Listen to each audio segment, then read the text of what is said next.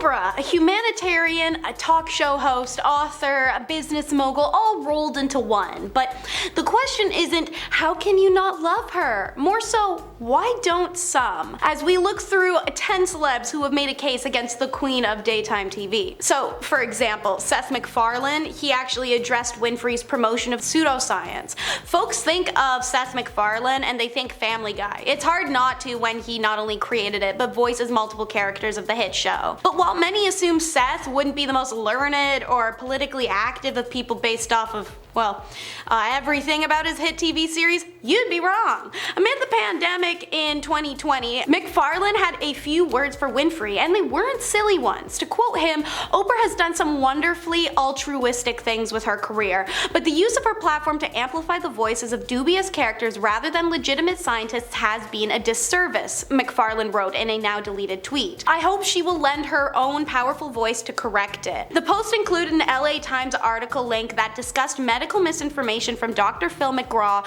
and Dr. Mehmet Oz. Macfarlane said Winfrey has mostly, quote, used her platform for good during a subsequent interview with Vice, but the exception is the elevation of these purveyors of pseudoscience. People like Dr. Phil, Dr. Oz, all the way back to Jenny McCarthy and the anti-vax movement, he continued, and it's a strange dichotomy that I think a lot of people, particularly right now, are having trouble reconciling. You know, this person who's done all this positive work for the world, and yet somehow they've still gotten caught up in this web of junk science on many occasions. So it's a tough thing to balance, he concluded, and expressed that people should be forming their own opinions and not be so quick to accept what's shown on Oprah's show. Meanwhile, an Oscar-obtaining obsessed Oprah had a mean streak against the actress and comedian Monique, who has never shied away from saying it. Monique is an SA survivor and she won an Oscar in 2010, so you know that makes her Oprah's arch nemesis if you know anything about Oprah. And wouldn't you know it, it's the same year that Oprah chose to invite her onto the show and surprise her with her whole family coming on stage during the interview, including the brother who had SA'd her. So Oprah allowed Monique's parents and her brother to then berate and gaslight her on national TV, and in the interview, Oprah also acknowledged that she was aware of the beef between Monique and her mother at the time she did this. Monique confronted Oprah about going behind her back and exploiting her trauma for views, clicks, and attention, and Oprah said she would check into that, but never called Monique back. Monique then confronted Oprah the next time they saw each other in person at a celebrity event, and Oprah issued a half-assed apology under, you know, peer perspective. Within a month though, she's gotten Tyler Perry and Lee Daniels to help her engage in a smear campaign which labeled Monique as difficult to work with, and other meager rumors, all because she was not okay with Oprah exploiting her trauma in a way she didn't approve of. Monique's career suffered as a result, and when asked about the events that transpired, a very defeated Monique said in 2015 sarcastically that, "I wasn't blackballed, I was whiteballed. Thank you Miss Winfrey, thank you Mr. Perry, and thank you Mr. Daniels." Ludacris was given the third degree on his Oprah visit once, appearing on the show to promote Crash 2004. He claimed she ambushed him with criticism about his hip-hop lyrics. Instead of talking about the critically acclaimed movie he was there to plug, and the interview was even edited in Winfrey's favor. "She edited out a lot of my comments while keeping her own in," Luda told GQ. "Of course, it's her show, but we were doing a show on racial discrimination, and she gave me a hard time as a rapper when I came on there as an actor." He added, "Initially I wasn't even invited on the show, and they called me the night before to tell me I could be on. So after the taping, she pulled me into the room and we have a 5-minute conversation.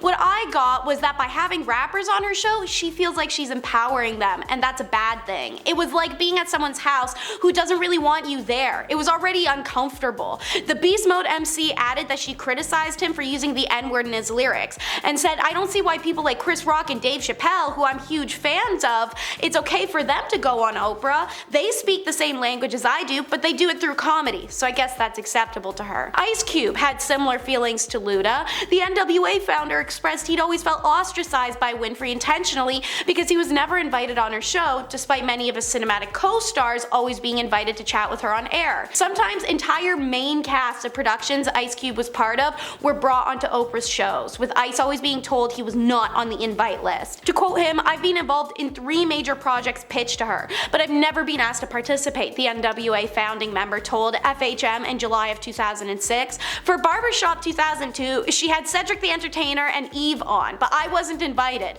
Maybe she's got a problem with hip-hop. Ice also added a pretty savage point that she's had damn R-wordists and child creepers and lying authors on her show. And if I'm not a rags to riches story for her, who is? Back to her Oscar obsession, you'll notice Oprah snubbed 2 celebrity winners, so this is a double trouble segment.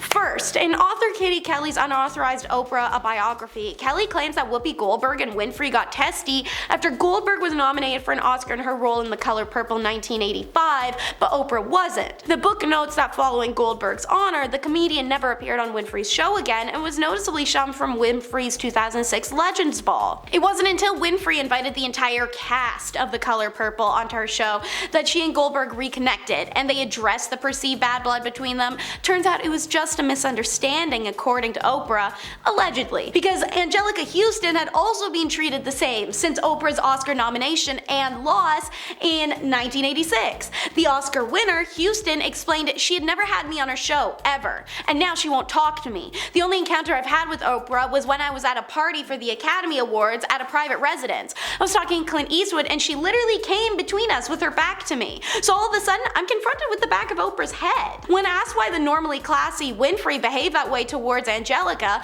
Huston candidly calls it how she perceives it. Well, nobody else would dislike me so much so as to literally physically come in between the person I was talking to. God knows she's made some big steps. If you're so obsessed with obtaining an Oscar, you have a temper tantrum that continues on for 38 years, 38 with someone you've never spoken to before or after, that's crazy. That's bat bleep crazy. And one family with a bone to pick is most definitely the Jacksons. Janet Jackson was reportedly livid with Winfrey after the talk show host invited the children of her late brother Michael Jackson onto her show in 2010. She thinks Oprah took advantage of Michael's children for TV ratings. Janet told her Michael would be heartsick that Oprah used the kids as pawns, a source told the National Enquirer at the time. The 2 women had a blistering blow up during a telephone call on the day that the show was taped. When Oprah made it clear that she was going ahead with the interview, Janet screamed, "Oprah, you make me sick." Janet and Michael's brother Randy Jackson was also not a fan of Winfrey. After Winfrey interviewed their parents, Joe and Catherine Jackson, in October of 2010, Randy was reportedly furious and tweeting, "I know how Oprah feels about my brother and family." According to TMZ, Randy followed these tweets up claiming that Winfrey was airing episodes about predators during Michael's 2005 trial as a deliberate airtime move. Randy also believed Winfrey wanted Michael in jail and wanted to profit off of getting him there however she could. To quote, "That was no coincidence. She is the last person on earth Michael would want around his children." Oprah's interactions with Johnathan Franzen was a warning in of itself as well, without the man ever having to say a peep about it. So the famed author began his beef with Winfrey when he dissed her legendary Oprah's Book Club in 2001 by telling Salon that her choices for it were one-dimensional and schmaltzy. Absolutely accurate on Jonathan's end, and it seems, just to stick it to him, Oprah then chose his book, The Corrections, for her book club in response. Johnathan got the message. He's put in an awkward position. Admit, as an author, his work is one-dimensional and schmaltzy because it's part of her book club he described that way, or damage his sales. Franzen's decision was a hard one, and he expressed feeling conflicted, and that "I don't see this as my book, my creation. I didn't want that logo of corporate ownership over it." It wasn't the answer Oprah wanted, however, and in response, she rescinded her offer to host Franzen on her show, and then Franzen had his book sales threatened. This forced the author to backpedal on his remarks and claim that they were taken out of context, saying, "I said things that ended up hurting Winfrey's feelings. I feel bad because the person being hurt is actually a really good person for American writing and reading," he generically told the New York Times. It seems the subtle threats worked because Franzen got back in line and these two made peace. In 2010, Winfrey chose another one of his books, The Freedom, for her book club and hosted him on the show. Cindy Crawford was also made to low-key pimp herself out, otherwise face Oprah's wrath. Last year, supermodel Cindy Crawford, 58, spoke out about how Oprah Winfrey, 68, made her feel like chattel or a child to be seen and not heard when the TV host had her back on the show in 1986 when she was just 20 years old at the time. During the interview, Oprah asked the young model to show off her body, which Crawford now interprets as a moment where she had to prove her worth, as proven in how Oprah's heard even introducing the young model.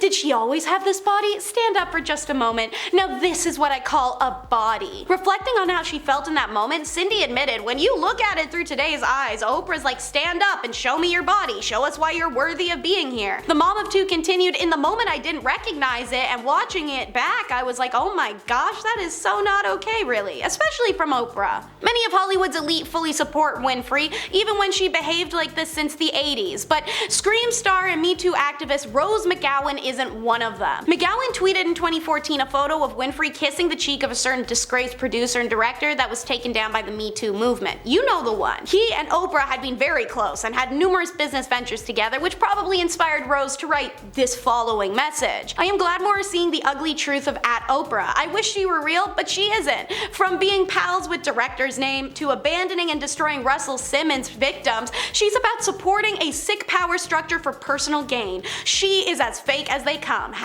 #Lizard. Mcgowan captioned the tweeted image. Winfrey previously addressed the controversy, saying she didn't know about the director's alleged actions with women, but McGowan's one of those who've been outspoken against the producer and pointing fingers at his friends, such as Oprah. Which leads us to our last finger pointer, Seal. I know, right? Kinda like an odd guy to top it off with, but the dude really went in on her. See, after the Me Too stuff came out and just days after the Golden Globes in January 2018, the singer posted a meme on Instagram, one consisting of several photos of Winfrey cozying up with the aforementioned evil Me Too director, including one where it appears like Winfrey's pushing singer Rita Ora towards the disgraced movie mogul. Seal captioned the images in a seeming response to Oprah's insistence she knew nothing of the disgraced actor's doings.